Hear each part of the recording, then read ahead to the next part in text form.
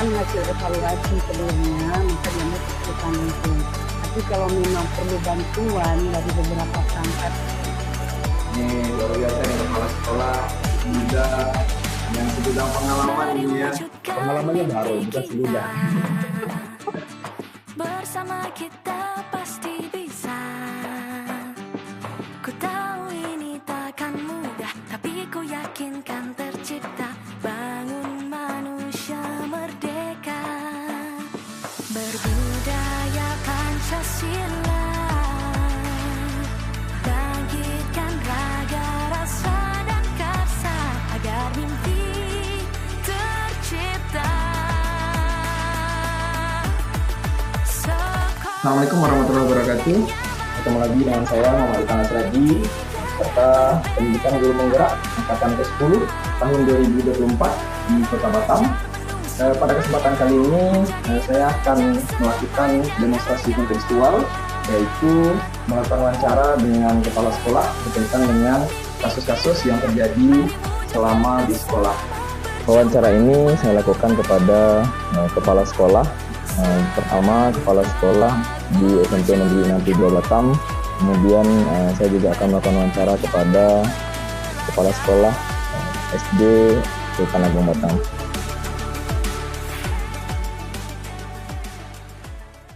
Assalamualaikum warahmatullahi wabarakatuh. Waalaikumsalam warahmatullahi wabarakatuh. Sehat Ibu? Sehat. Alhamdulillah.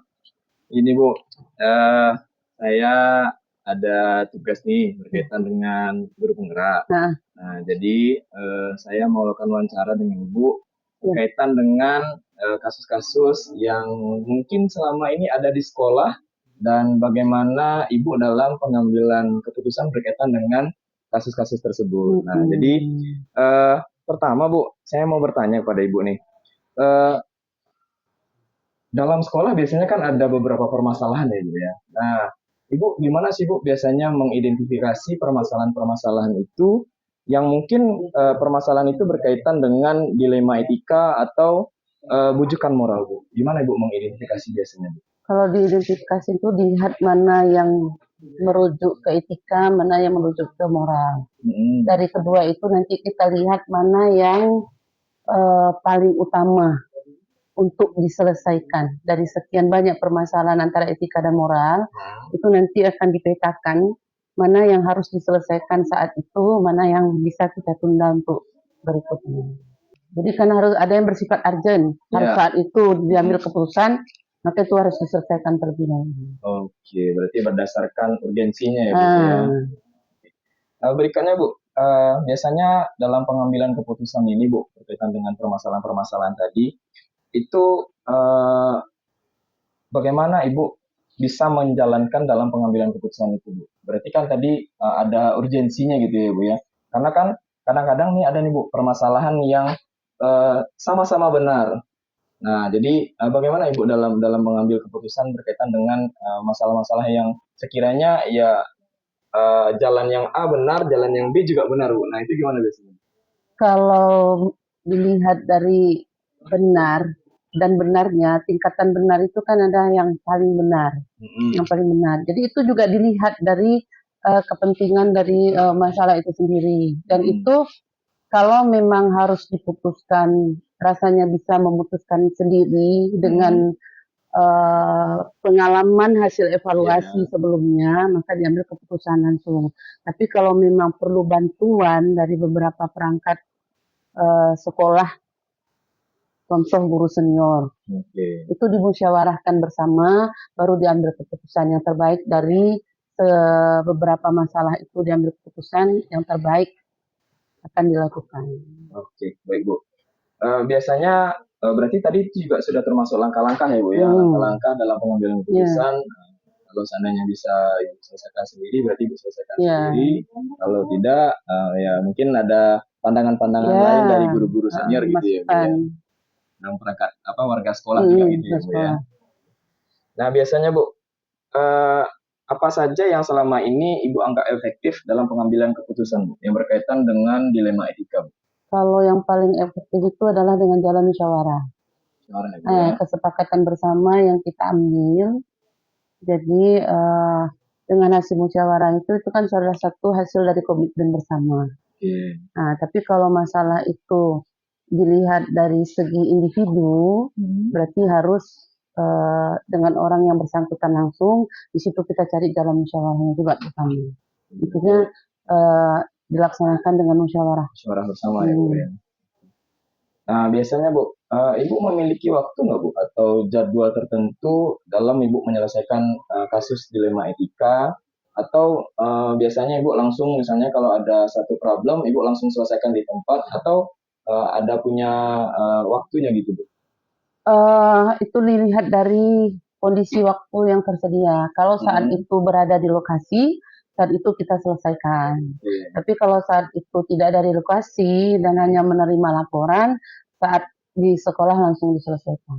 Berarti ketika sudah sampai di sekolah nanti Ya, baru diselesaikan. Tapi sebelumnya itu, ini kan ada nih perpanjangan kepala sekolah kan ada wakil. Iya, betul. Nah, dicoba dulu ke wakil.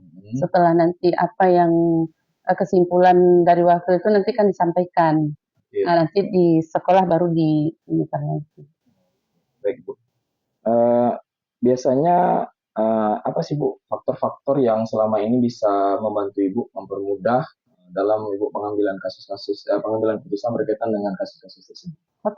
Faktor yang termudah itu ya kerjasama antara pimpinan dengan para stafnya, majelis guru, perangkat yang sudah dipilih sebagai perpanjangan kepala sekolah, itu juga menyangkut dengan orang tua, menyangkut dengan tokoh masyarakat sekitar sekolah, menyangkut dengan komite. Jadi semua itu kita inputkan, kemudian kita bagi mana yang bagian dari harus diketahui oleh orang tua, mana yang harus diketahui oleh guru, mana yang harus dilakukan oleh perpanjangan tangan wakil kepala sekolah itu kan ada tingkatannya.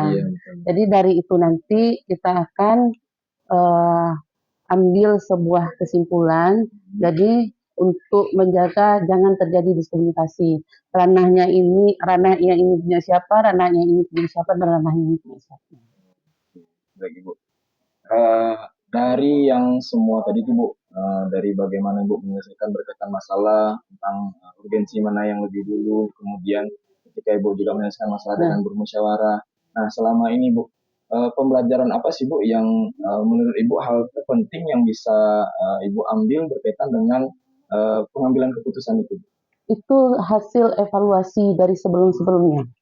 Dari hasil evaluasi, kemudian bertanya dengan senior, kemudian juga mengikutkan tokoh masyarakat yang terbaik itu seperti apa dalam konteks permasalahan ini, bisa nggak dibawa ke tokoh masyarakat, dibawa ke komite, atau memang hanya ruang lingkup guru dan kepala sekolah saja.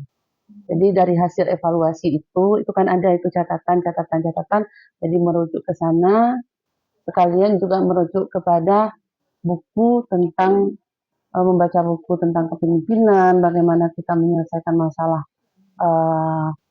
mengambil suatu keputusan yang di antara semua masalah yang ada, mana yang lebih penting kita dahulukan. Jadi harus bisa dipilah dari masing-masing masalah itu.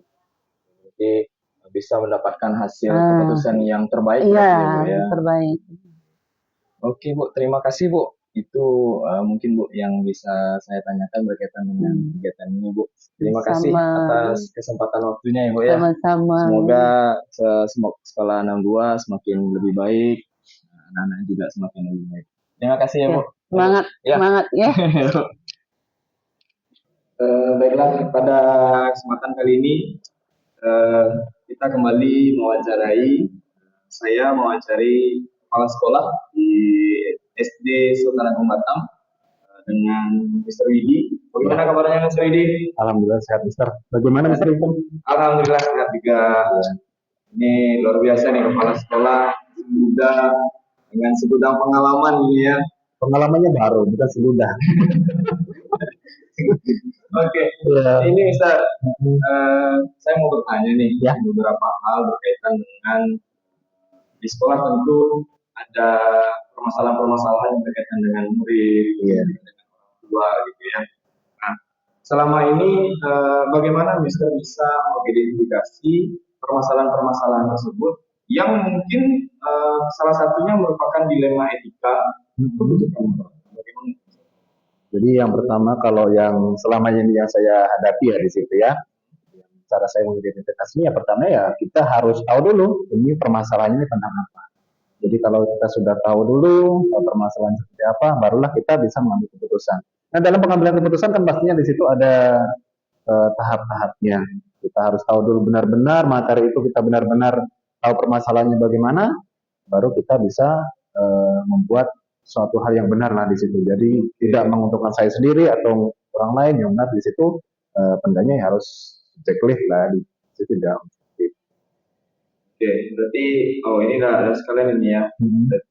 Berarti Mister sekalian sudah apa namanya sudah mempertimbangkan juga dalam pengambilan keputusan ya. Iya betul. Nah ini juga ada pertanyaan nih Mister, bagaimana Mister menjalankan pengambilan keputusan di sekolah, terutama untuk kasus-kasus yang mana di dalamnya ada dua kepentingan, kepentingan yang sama-sama benar atau sama-sama mengandung nilai kebajikan. Karena kan kadang-kadang ada permasalahan yang satu sisi benar, sisi yang lainnya juga benar. Tapi kita harus mengambil keputusan di antara dua permasalahan dalam permasalahan tersebut dengan dua sisi tersebut. Nah, itu bagaimana bisa mengambil atau membuat keputusan? Kalau yang kita mengambil keputusan kan di situ kita sebenarnya tidak sendiri ya, di situ ada tim, itu ada mungkin ada sarana, waka kurikulum, kemudian wakasis. Nah kita berdiskusi di situ untuk merumuskan permasalahan ini. Jadi terkadang kita terkendala ego kita masing-masing. Kita melihat, oh ini menurut saya benar, tapi kan belum tentu menurut orang lain itu benar juga. Tapi karena kolaborasi tadi yang bersama-sama, ya kita bisa mendapatkan atau merumuskan atau menyelesaikan permasalahan yang sudah kita hadapi tersebut. Karena yang penting kita mendapatkan jawaban secara mufakat lah di situ karena bersama-sama. Itu juga sudah termasuk langkah-langkahnya gitu ya. Iya. Keputusan diskusi juga dengan warga sekolah. Iya, betul. Oke. Nah, selama ini Mister dalam pengambilan keputusan, menurut Mister apa hal yang sangat efektif dalam pengambilan keputusan tersebut? Ya, kalau yang paling efektif kita memang harus benar-benar tahu permasalahannya di mana. Karena kalau kita hanya setengah-setengah atau hanya mendengarkan dari satu sisi saja, ya kita tidak bisa di situ. Kita harus benar-benar tahu. Kita harus mendengar contoh. Ini permasalahan datang dari siapa? Contoh dari siswa. Nah, dari siswa mungkin kita harus mengkorek dulu informasinya bagaimana. Kemudian kita bertanya juga kepada guru. Ini permasalahannya sebenarnya seperti. Jadi kalau kita sudah dapatkan dua versi dari mereka atau mungkin dari orang lain juga, dari temannya mungkin yang bisa memberikan pendapat lain, nah kita bisa permasalahan seperti ini. Jadi kita bisa menarik garis lurus di mana yang benar.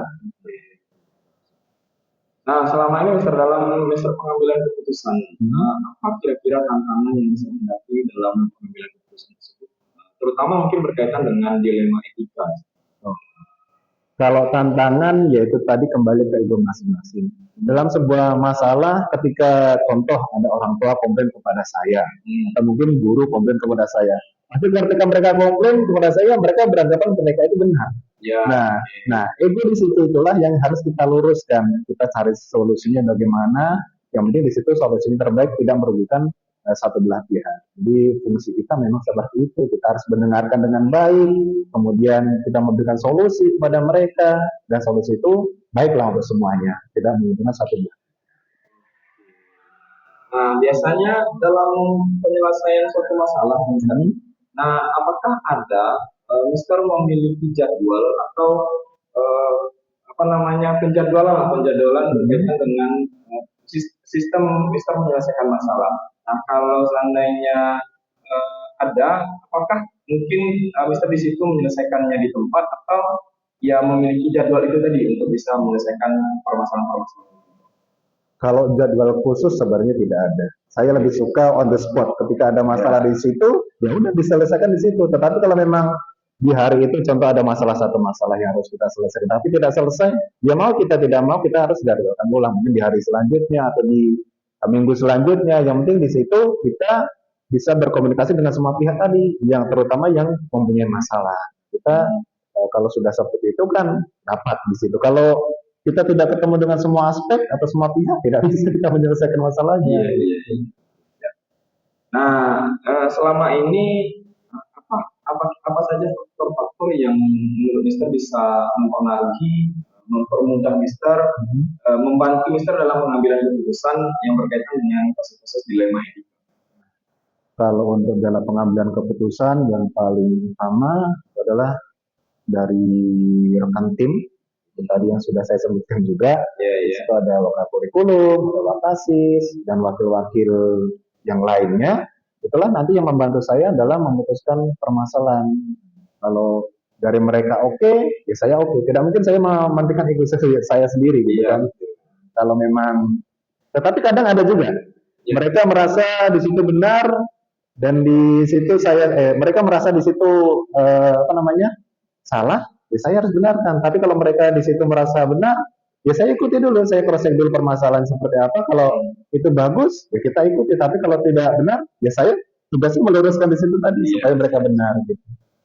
Nah, dari semua tadi itu, Mister, pembelajaran apa yang Mister bisa dapatkan dari pengalaman Mister dalam keputusan terkait dengan dilema? Kalau dari pengalaman, memang satu itu kita harus menjadi seorang pendengar yang baik. Kalau kita sudah menjadi pendengar yang baik dan kita menurunkan ego kita sebagai seorang pemimpin, ya insya Allah nanti akan kita dapatkan hal baik juga seperti itu. Oke, nah luar biasa. Terima kasih Mister untuk semua jawaban-jawabannya berkaitan dengan bagaimana Mister bisa menyelesaikan permasalahan yang ada di sekolah, terutama berkaitan dengan dilema etika dan moral. Sekali lagi terima kasih Mister. Ya. Sehat selalu, semoga sekolah semakin jadi lebih baik, lebih baik. Jadi bisa membawa hal-hal positif kepada sekolah. Ya. Terima kasih Mister. Selamat siang. Selamat siang.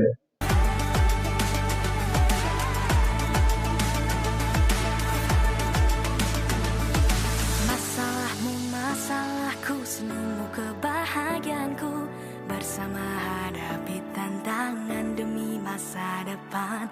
Mendengar dengan empati, bekerja sepenuh hati, menjadi duta penuh solusi.